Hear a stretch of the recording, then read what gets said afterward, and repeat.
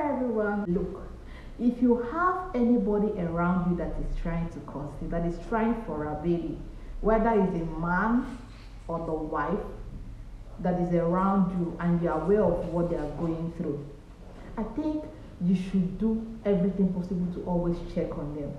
Do well to check on them, because this set of people are going through a lot. Things that they don't tell you about. I've had my own turn of trying to conceive. Like I said, though it didn't last for a long time, but I know those few months, I know what it was like. It was just like, am I the worst cinnamon on earth? Am I the only one that has just waited and doing everything possible to carry a baby and it's not working? Like, a lot of things tend to be coming to my mind in that regard. So if you have anybody that is trying to conceive around you, please always check on them. Don't assume that they decide. Imagine getting married, doing everything that you are supposed to do as one who is planning to get married, and after everything, maybe after the wedding and after all that, you're now hearing stories. You try the first month, the second month, the third month, and it's not working. And this is the most you will try to figure out what is going on, even though most of them doesn't have anything, like medically they are fine and all that, but yet they are still trying to conceive. If you have any of these women around you, these women I'm talking about in this category, please do well to check on them.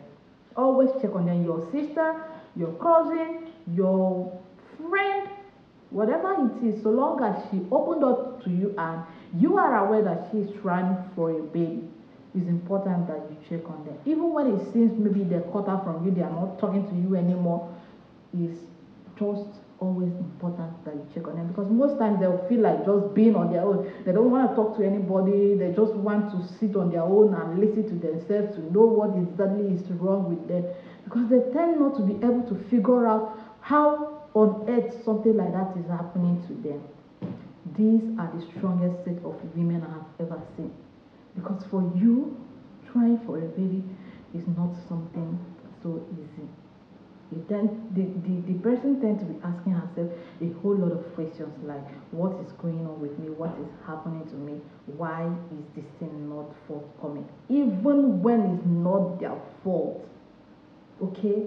Don't always blame them when you don't, like, when you lose communication with them. Don't blame them. Don't question them.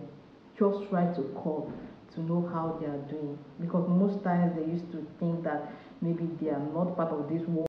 A whole lot of things tend to be coming to their mind. They tend to try everything possible to figure out how to help themselves and all that. And so when you have this set of people around you, try to check on them, try to encourage them, try to always know how they are doing at any point in time. It's important to them.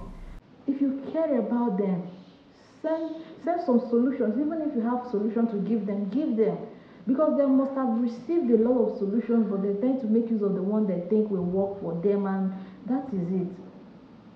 So this set of women are the strongest, and this set of women, if you have them around you, please always check on them. It's not even good to leave them alone. That's why I encourage any woman trying to conceive for a baby not to stay at home, not to stay idle. Always have something doing, because the moment you are left alone in the house, it's never hard to start thinking of the unthinkable. He will tend to be questioning herself and blaming herself all the time without even doing anything wrong. But one thing is sure, God makes everything beautiful in His time. So if you are in this category, know that I have you in my mind, and I'm always praying for you. I'm always checking on you. Okay? Please don't contribute to the already set in problem. Don't contribute to it. It's not just about checking on them, but if you are close to them, like maybe your sister-in-law or your sister, please stop contributing to their problems. Stop reminding them of what they are going through. I've been through this, and God helped me. I had supportive team around me. Like I had supportive family, I had supportive friends I was able to count on and tell them my problem, and some of them were able to solve it the best way they can. So if you cannot help to solve their problem, stay away from them.